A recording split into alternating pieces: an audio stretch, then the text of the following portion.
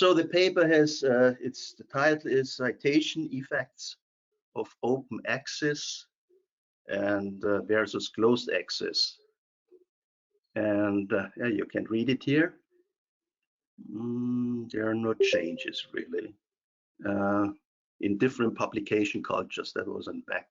But anyway, so the speakers today will be, well, speakers will be Thomas Eger, if it works out, and Marc Scheufen, and there's a co-author, Armin Mertens, who is not present, I guess. He said that he has maternity leave or something like that, you know. But anyway, so we have this topic, and I want to introduce actually Thomas Eger as the senior author of the paper.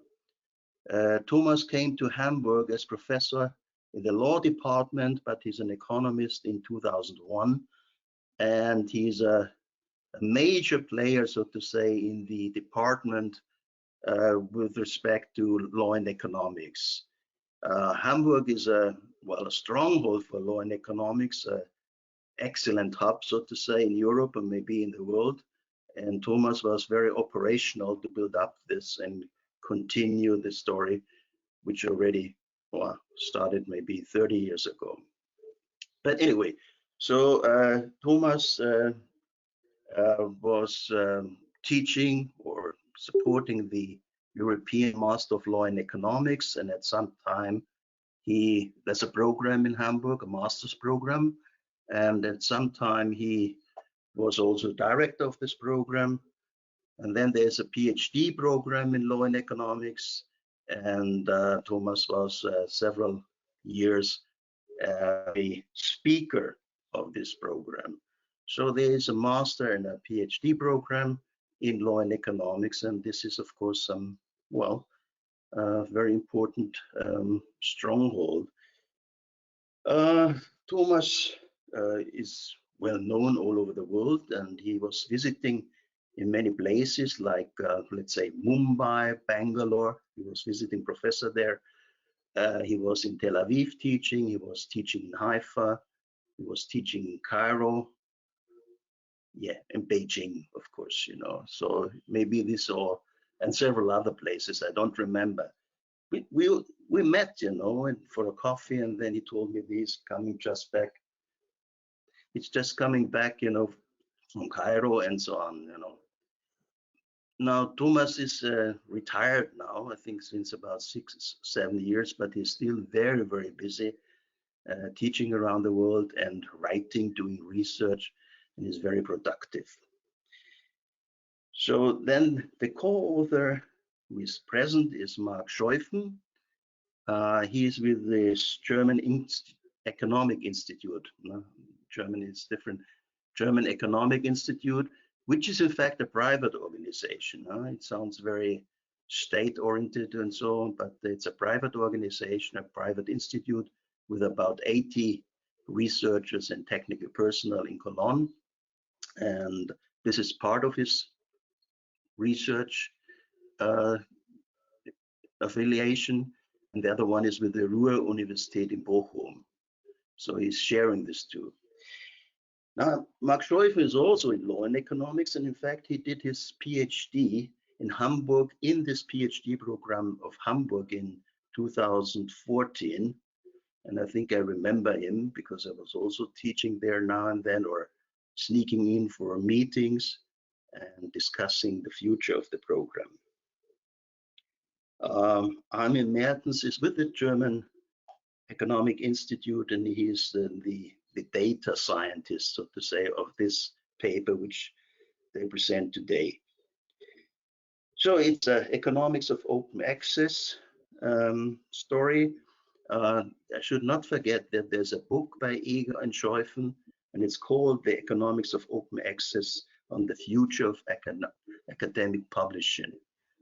And yeah, it's about future. It's very interesting actually what's going on there, and we will see after this presentation where the future is really. Today we have this paper Why is it so interesting actually about the contents? Now, open access means basically, that everybody can download it and read it, and we will learn, there's a golden open access. This is, when the author is bringing in this article in a journal and the journalists immediately open up this article for the rest of the world, let's say. And then there's something like a green one, that is that many authors, they publish discussion papers, send them around, and after publications, they do maybe another discussion paper and send it to one of these networks like social science research network or something like that. For the journals, we have some journals that are absolutely open access, but then the question is who is paying for that, who is paying for the production? Because if it's available for open, then of course there is no subscription necessary. And then there are journals that are closed access. This is the traditional way, and you have to pay. You have either subscription for that, or an institute has a subscription, or you can download paying for it from the internet. And then of course there are something in between, hybrid type of journals, and they are very common nowadays actually, that some articles are open access and some articles are blocked.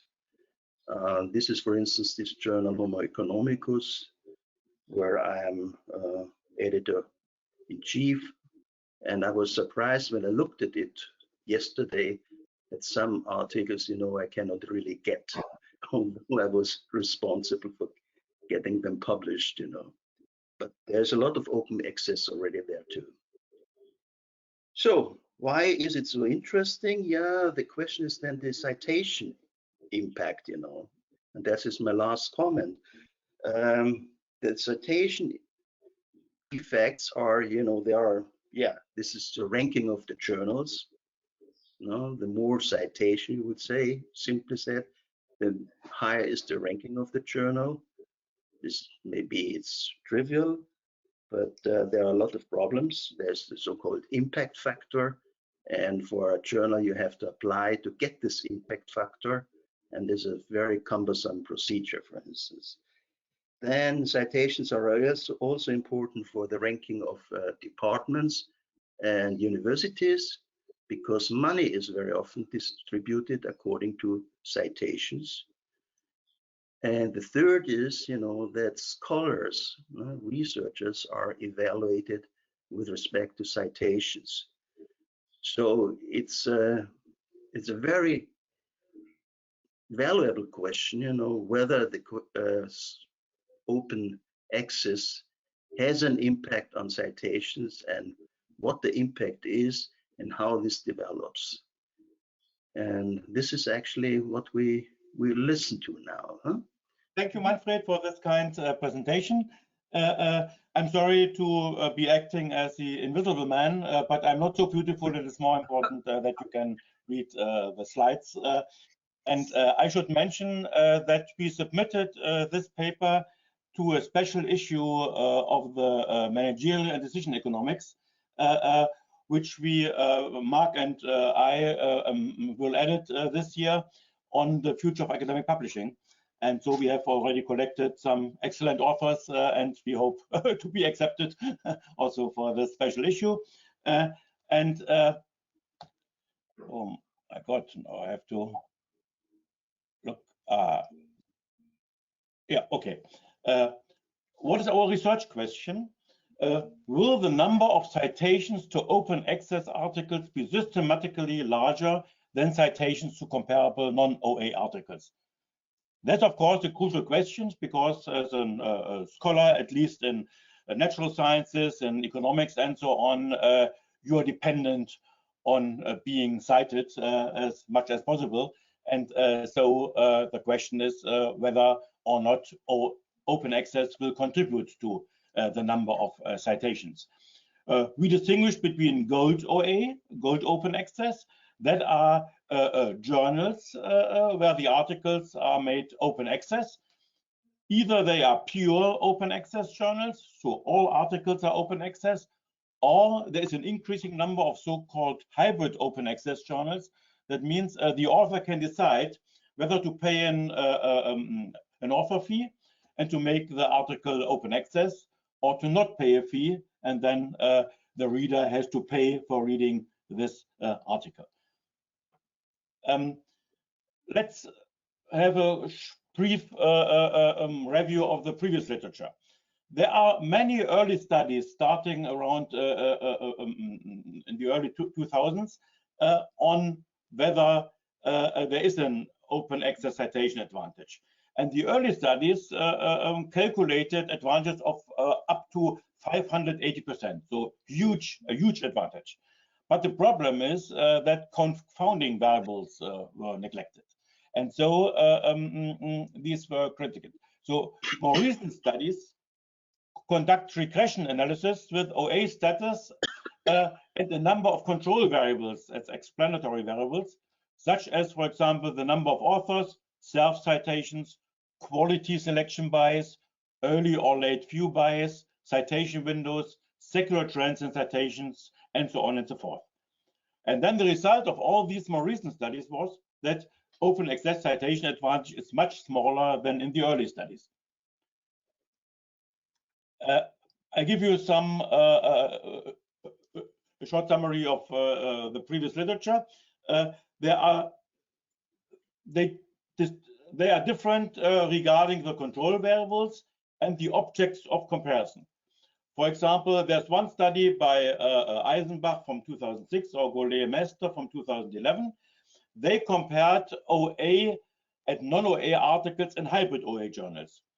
Of course, that seems to be a reasonable comparison, because you have the same journal, and within the same journal at the same time they are published OA and non-OA articles, and so they seem to be more or less at the same level. And Eisenbach calculated 170 to 290%. Gollet-Mester, they saw no open access citation advantage. Other authors compared non-OA articles and preprints or postprints in OA repositories, so green open access.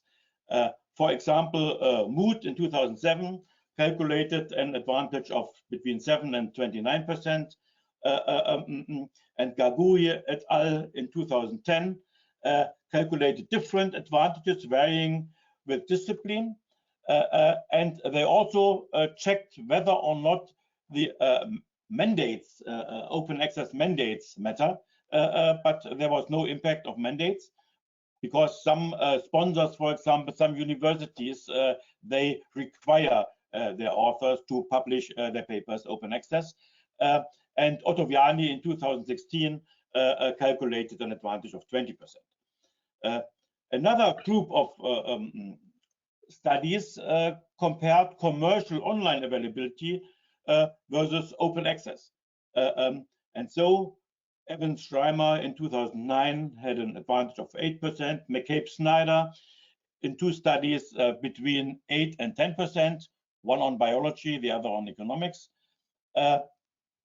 And another group of studies compared non-open access versus green open access versus gold open access. And there was a large study by Archambault et al. From 2017. They calculated an advantage of about 50%. Pinovara et al. Found a positive open access citation advantage for green and hybrid OA, but a negative for gold OA. So the status gold OA reduced citations by 9%. And there was, by Davis, a randomized controlled trial. So, and he observed no open access citation advantage.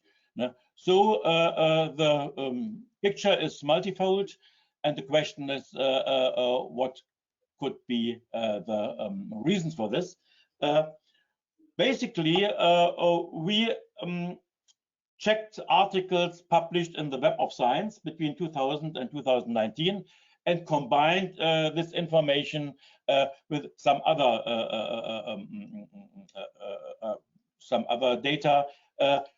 Marc Scheufen will go in more detail when presenting the results. But before coming to the results, let's just give some information on the exploration. Basically, our idea is there are different publication cultures. We have some disciplines, they have a focus on gold open access. So many articles are published in open access journals. And there are other disciplines, for example, as biology. Other disciplines, such as economics, belong to the green culture. So there's only a very small percentage of articles published in open access journals, but a relatively large share of articles published in repositories, either pre or post publication. And here you have some figures just to really see the dramatic difference between economics and management on the one hand and biology on the other hand. Look, for example, on the number of open access and closed access journals in both disciplines. In the left graph, you can see that from 2000 to 2019, the number of closed access journals in economics increased very strongly. Whereas the number of open access journals remained many years at zero or close to zero, and only later there was a very small increase in open access journals, but basically the developments are diverging. It's different in biology. In biology, you have very early, you have an increase in open access journals, even though you have to see we have a relatively small number of journals in biology and a large number in economics and management. So you can see the scales are different. Now here you have 400, here you have 40. But basically, if you see the relation, you can see you have a strong increase in closed access journals in biology, becoming a little bit flatter since 2012 or so.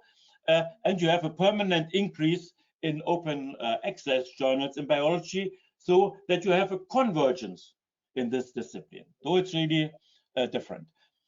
Now look at the number of yearly citations in open and closed access journals in both disciplines. Again, in economics, you have basically a divergence. You have a strongly increasing number of citations to articles in closed journals, closed access journals, but you have a very small and only in the last years a little bit increasing number of yearly citations in open access journals. This is totally different in biology. In biology, both developments converge and basically you have no difference anymore in citations in open and closed access journals in biology anymore. And then the last and very important graph on this is open and closed access journals according to the ranking. So if you look at the top 10 journals in each discipline, you can see there is no single open access journals in economics, but there are about 30% open access journals in biology. If you look at the top 20, again, no single open access journal in economics, and more than 20 or around 25% in biology. And only if you look at the top 50, you have a very strong increase and high level or share of open access open access journals in biology among the top 50. And you have a very small increase in 2018, but this is one journal. So only in 2018, the first economic open access journal, which belongs to the top 50 journals, appeared. So they are really very late. And before handing over to Marc, let me just mention that, of course, we have thinking about this difference, whether there is some anecdotal evidence, what could be the reason. And we think one reason is the following. You have a kind of self-fulfilling expectations. Namely, in economics, or start with biology. In biology, fortunately, very early, already in 2003, very well-known scholars in biology founded a journal, PLOS Biology, of very high reputation. It was the journal with the highest reputation in biology in general, better than all closed access journals and so on. And this, of course, contributed to support the expectation, okay, OA journals are at least as good as closed access journals. That's very different in economics. In economics, by accident, there was no pressure group to establish an open access journal very early.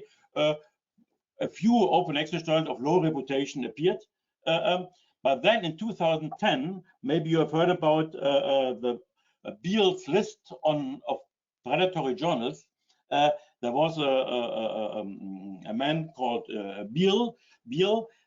He established a list, and he was a little bit against open access, and he found that many open access journals are fake journals. They just they ask for money, but basically they are cheating because there is no referee process. They just put well-known names into the board of editors as a fake, and so on and so on. And maybe most economists know this. Every week I also receive invitations to publish my papers in this famous open access journals. They have famous addresses, Massachusetts, and so on, so that the impression is created that this is an excellent journal. And so you have also a self-fulfilling expectations in economics with the opposite sign. Namely, if you talk with an economist, and I have many personal experience in this, oh, open access, forget about it. This is all fake, low reputation, and so on. And if you have this anticipation, then of course you are not willing to submit any paper to open access journal. And maybe this will be changing in the future. The first journal with a higher reputation has come to appearance. But I think this is one of the reasons that you have different developments in biology and economics. But now I hand over to Marc Scheufen. He will give us some overview of the results we have found. All right. So I'm taking over. Thank you, Thomas, for the introduction. And we are changing our perspective. So by now, we looked at the journal level. For the analysis, in econometric analysis, we look at the article level. And there's some summary statistics here. So our main interest is the number of citations. So the dependent variable of our regressions will be the number of citations. You see, we have almost 800,000 journals and articles in our analysis, with a mean of the number of citations of about 29. So on average, a journal article receives 29 citations in our sample. We have lots of different independent variables looking at different aspects, where we can group them into regime variables, into discipline variables, journal variables, as well as article variables. So the regime variable looks at both regimes of interest. So on the one hand side, the gold road of open access, meaning publishing in open access journals. And the other regimes is the green open access, meaning depositing a journal article on a repository. This might be a pre or a post-print publication. So we once again look at around 800,000 journal articles, where around 8% of these articles are being published in gold open access journals, and almost half of them, exactly 47% are deposited at least once on an online repository. We look at two different disciplines, as Thomas mentioned, one green and one gold culture discipline. Economics and management being the green culture, so our sample consists of 66% of articles being published in economics and management, and around 34% of all articles being published in the field of biology.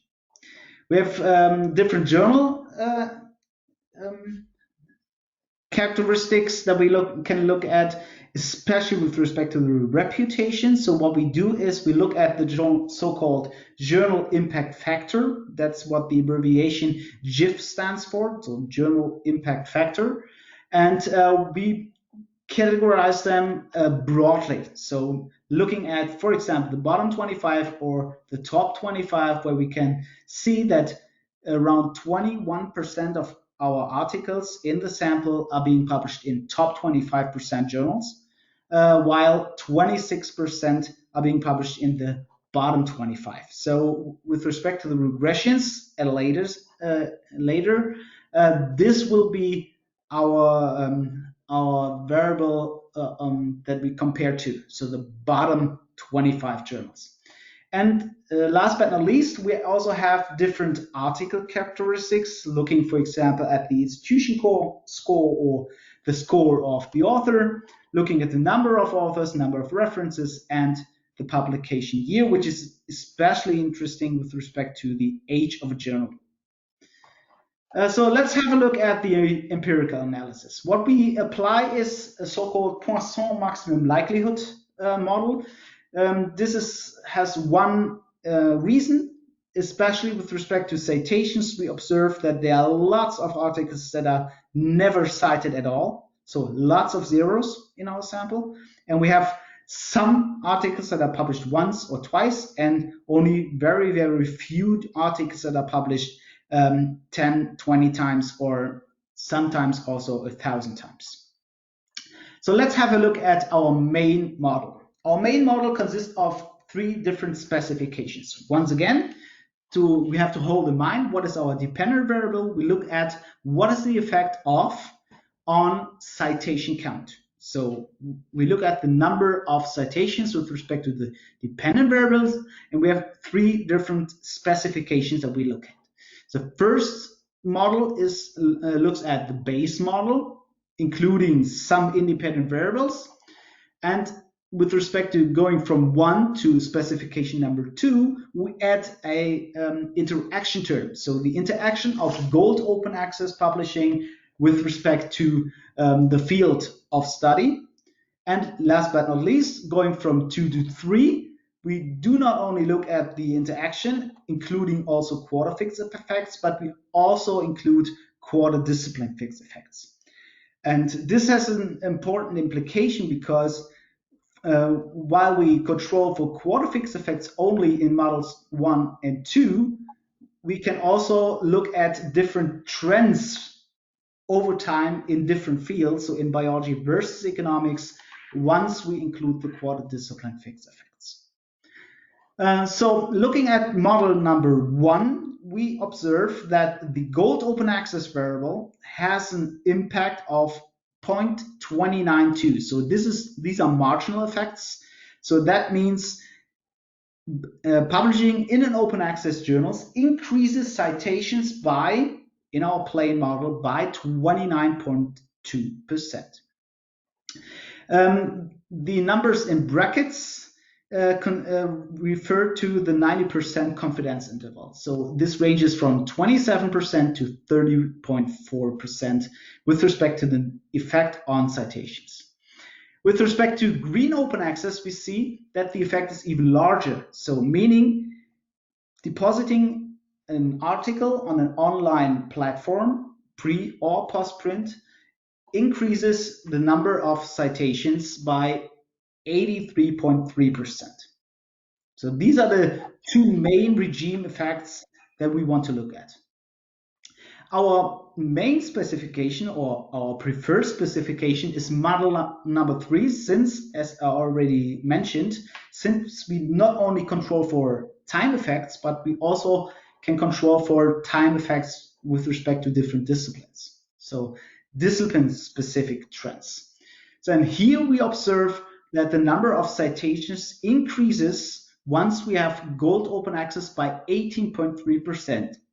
However, we now have to bear in mind that this model number 3 also includes the so-called interaction effect. So meaning gold open access times economics. That means with respect to the effect on citations, this number is not looking at the effect overall, so between both disciplines, but this means 18.3% is the effect, the impact on citations with respect to the field of biology. So calculating the effect in economics, we would have to subtract the interaction marginal effects. So meaning 18.3 minus 49.2% is the effect of economics with respect to looking at the effect on citations. So that being said, means we have a positive impact on citations in the field of biology with respect to a mean of 18.3%. However, the opposite, a negative effect on citations once we look at the field of economics, 18.3 minus 49.2, roundabout minus 30%, meaning publishing in an open access journals decreases the number of citations in the fields of economics by around 30%. So this effect that we can look at, we can also have a look at this figure. So once again, we have different effects, a positive impact on citations once we look at the field of biology. However, a strongly negative effect, minus 30% roundabout, once we publish in an open access journals in the field of economics and management.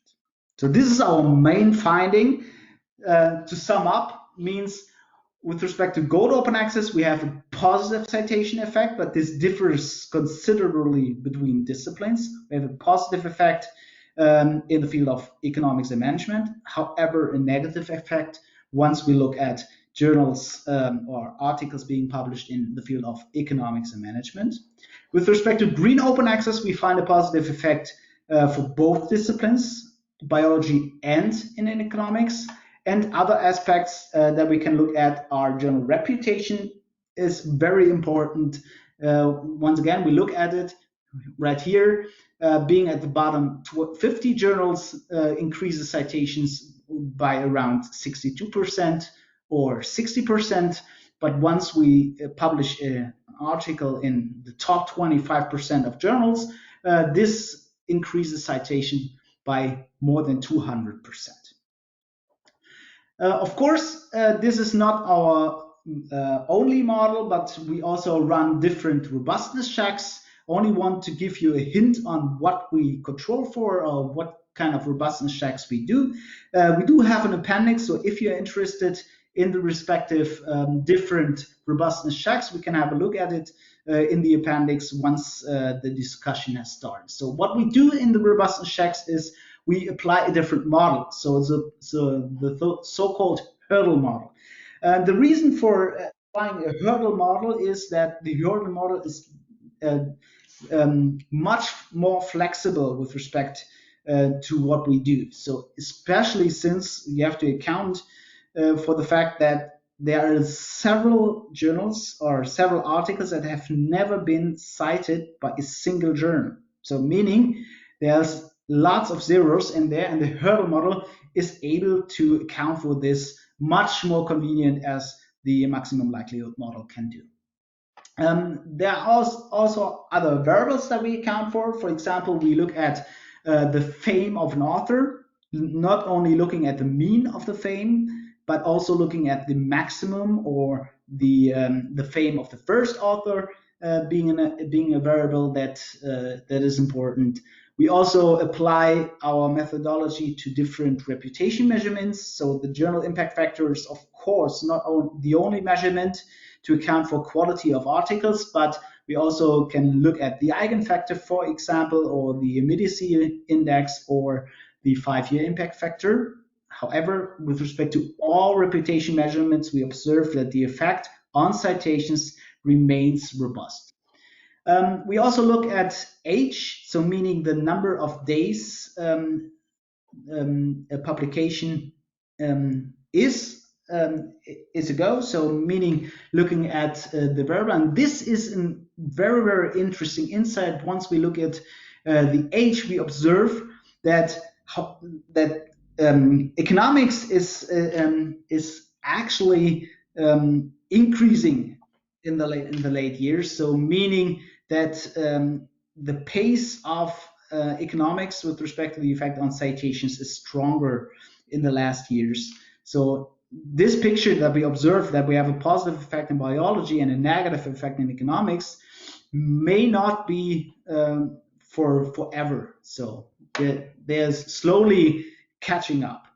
And last but not least, this is a special variable with when we look at our main sample, so the expected citations. So what we use is we use Microsoft Academic Graph as the platform to look at our articles, and Microsoft Academic Graph has a number that accounts for the expected number of citations. And also with respect to the expected number of citations, we observe a strong and robust effect on the number of citations. So now I'm looking forward to an interesting discussion.